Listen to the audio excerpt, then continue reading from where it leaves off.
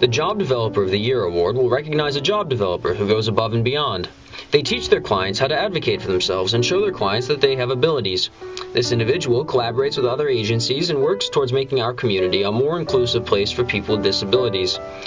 The political and economic climate is very difficult now, so it's very different being a job developer now than it may have been 5 years ago. So I think needing to be creative, needing to work with everyone, no matter where they're from, what they do, what they believe in, is really important.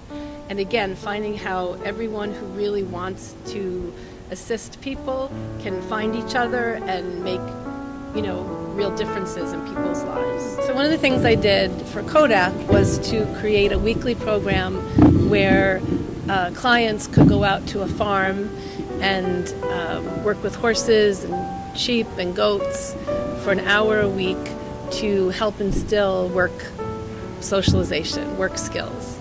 So I had a great group of people that would come, including a woman in a wheelchair. And at first they were like, we don't really have anything for her to do because it's not the typical person they have there. But I was adamant that her love of animals would connect with the work issue. And she was very depressed, so I definitely wanted her to be part of it. So basically, the manager of the farm was fantastic and would work with me.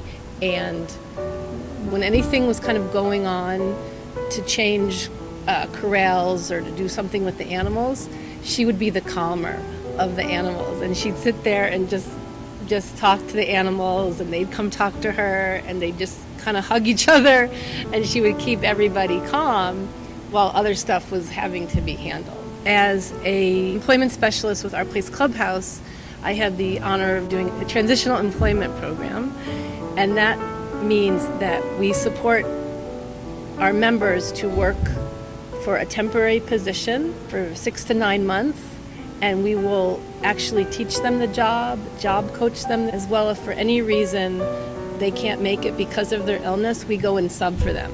So an employer agrees to do this. So my job was to convince an employer to do this. One of the other nice things that happened as a result of this farm work that we did was that we did document it. We took some wonderful pictures of people with the animals working. And one of my clients was an artist. And she had been struggling to kind of do more art projects, to come up with ideas for art projects. So we talked about it, and I said, you know what? I'd love to do a collage of these pictures that I've taken, but it doesn't look right just as pictures kind of pushed together in a frame.